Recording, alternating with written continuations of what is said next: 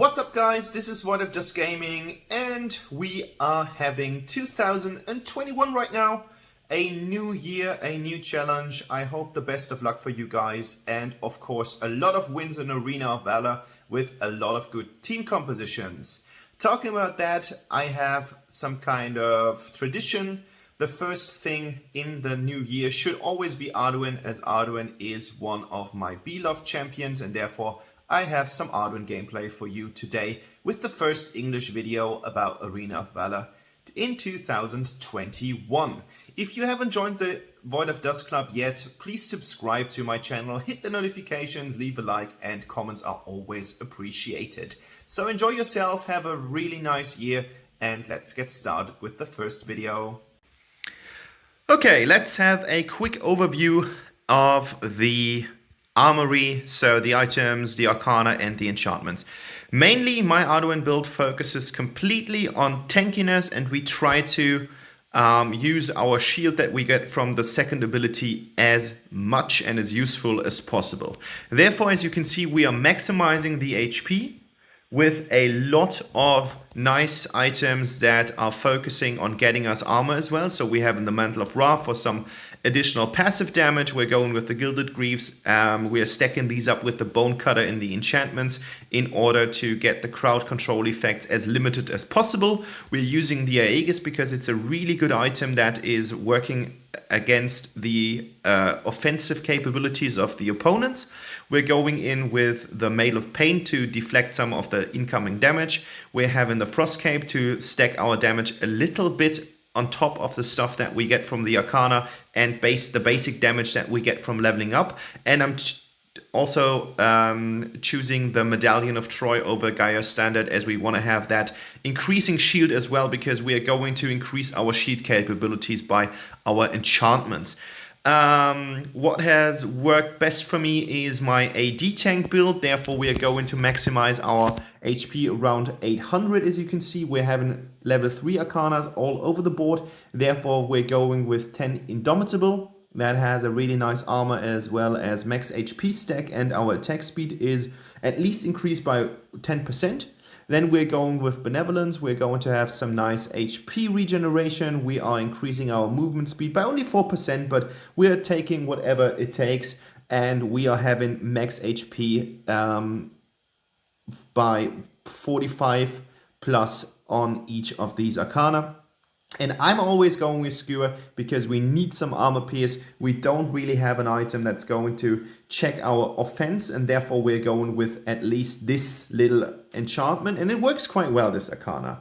Enchantment wise, as you can see, we're going with full utility. There's nothing in there that's going to help us with some of the damage beside the explosive shield. Therefore, we're going with Vivid Treader. What's really important is the regrowth, as it is improving our shield capabilities, and we're going to maximize that shield at first.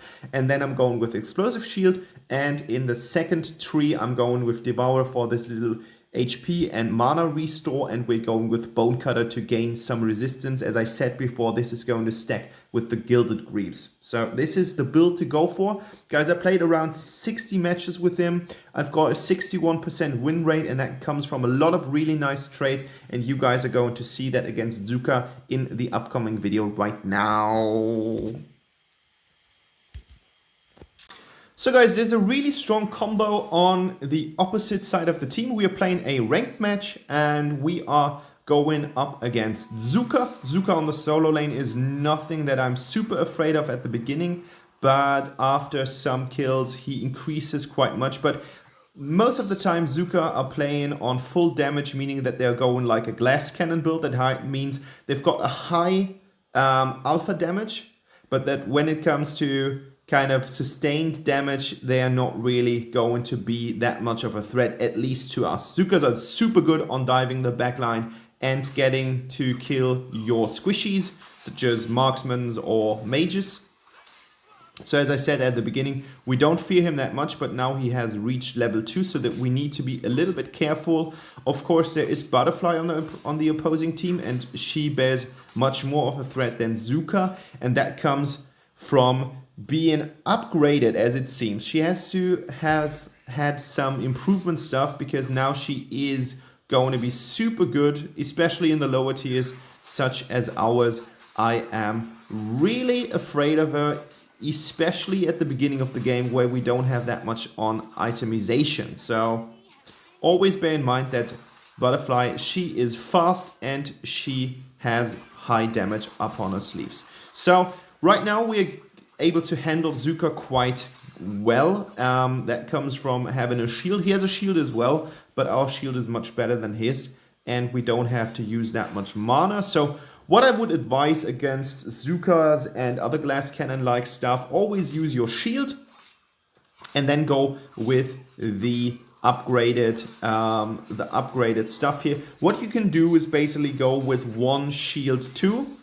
So as I said, right now we are going against this butterfly thing, and what we try to do, we're trying to fight them, and as you can see, we have a hard time against those, but we have managed to kill Zuka while Butterfly was there, and while we had to fight Jinna as well. So we were going 1 versus 2 and then 1 versus 3, and we were able to get Zuka because he was so low. So always keep in mind that you should always try to poke as much as possible, and then afterwards you're going to be rewarded for all your expenses. So I think the train was okay-ish. Of course, it would have been better if I would have survived, but I was thinking about getting to the tower, and I saw little to no chance to get to the tower alive. So I was thinking, okay, I should rather fight Zuka instead of letting him go and being killed while I was going back under tower.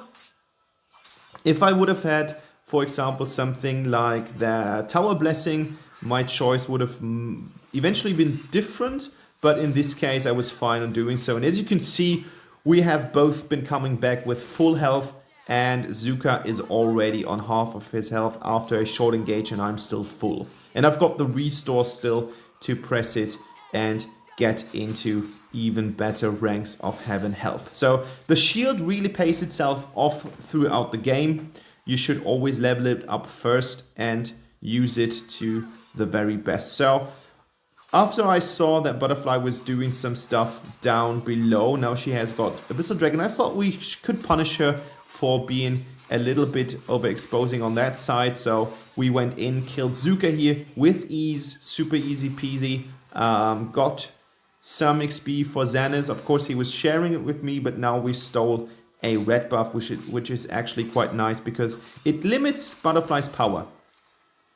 It's something that's quite important. We're taking resources off her on the one side, and on the other side, of course, what we're doing is we are limiting her offensive potential. And as you can see, her offensive potential is huge. She just got a double kill while people were playing under tower or next to the tower, and they have already gotten the tower here.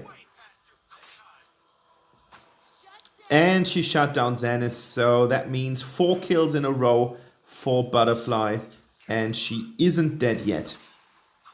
So that's crazy. You need to be careful with Arduin that you don't overexpose too much, because that's something that you might want to do after fighting 1 or 2 fights. I was thinking at first that my team was roaming down with me, but unfortunately that wasn't the case, and I'm dead here for no good. I overexposed a lot, and I was rewarded with being dead here. Zuka tries to be funny, but he can't. And I just wanted to reply, but then I was too stupid that to see that I didn't change it to all, but I was doing it on my side. But that works quite well with me because my team didn't help me out there. And for example, Xanis could have roamed easily with his mobility. So right now I'm up against a Butterfly, a Caphony, and a Thane. And right now what they want to do, of course, is to go in and get the tower. And they got the tower, but I got a Caphony here. And I think that was quite okay-ish, because right now I'm still in the fight here. As you can see, and we managed to get a defeat here. So I was fighting against 3 people under tower, and we still managed to get 1 kill because it is such a beauty. Arduin is able to deal so much damage, and right now I was thinking that we would fight her under tower, the 2 of us, but unfortunately I get killed, and now we are not able to kill her, vice versa. Like, I was thinking that Xenis would have gone to attack her, but unfortunately he didn't with the full focus, so I think 1 or 2 hits were missing, and that would have meant that we would have killed her and got the tower as well, but well, never mind, things like that do happen. Eventually I should have pinged him instead of doing nothing, but yeah. We're sitting on a 11-13, so the things are not looking that good because Butterfly is actually quite fed, but we've played 7 minutes and there's still the chance to win the game. The game is over as soon as you get the end result screen, so therefore we are able to go in. And I'm not really, the good thing is I'm not really scared. Like, Zuka did not spare that much time on getting kills, therefore he doesn't have that much experience, he doesn't have that much gold, and he gets killed here by Xenis because his armor is just super thin. That's the good thing about him. Like, his armor can't really stand a beating, therefore you're good to go.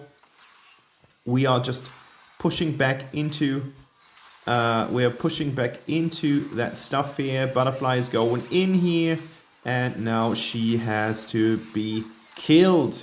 And that worked quite well because I had my execute ready whenever I needed it, and now I'm tanking some tower damage, and of course I'm going straight into the next item, and that should always be... I was choosing, like, I showed you my build, and maybe there might have been the question why I did not choose Aegis but the Mail of Pain first. I wanted to deflect some more of the damage, so the good thing is about the Mail of Pain that 15% are deflected upon the enemy if the enemy deals damage to you. That means someone who's squishy, such as Caphany, gets punished for her actions. Zuka gets punished for his actions. So even going in, diving in, and trying to get back to safety while using his skills would also cause him to lose some of his life. And that was the idea behind that. I was trying to punish them for every single action they do so that they can't apply poke damage, and therefore I was choosing the Mail of Pain over the Aegis, but of course Aegis is a really solid item as a second item.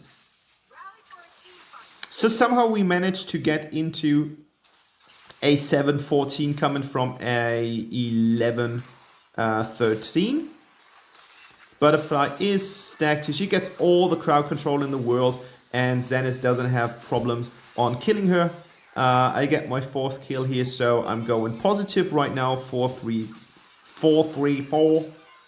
And of course now we need to be a little bit careful not being killed by the suppression fire from Caphany.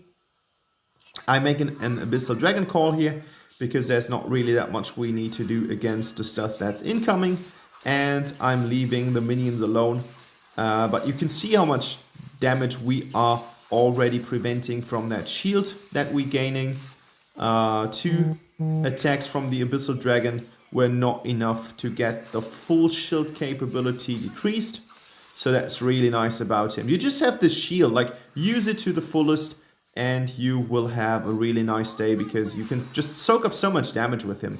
And the good thing is about Arduin, not many people are playing him. He doesn't see that much playtime, so people don't really know what to do against him. And as you can see, we are tanking the shit out of the enemies and they can't do anything against it.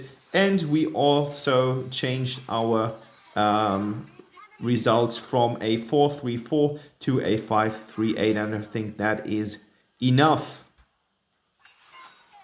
So I'm tanking it here because I saw that the cannon minion doesn't have that much health left, and you want the cannon minion to be the one attacking the tower because it does more damage than the usual minion, and that was a really nice game. I think we played it quite well after some struggles at the beginning.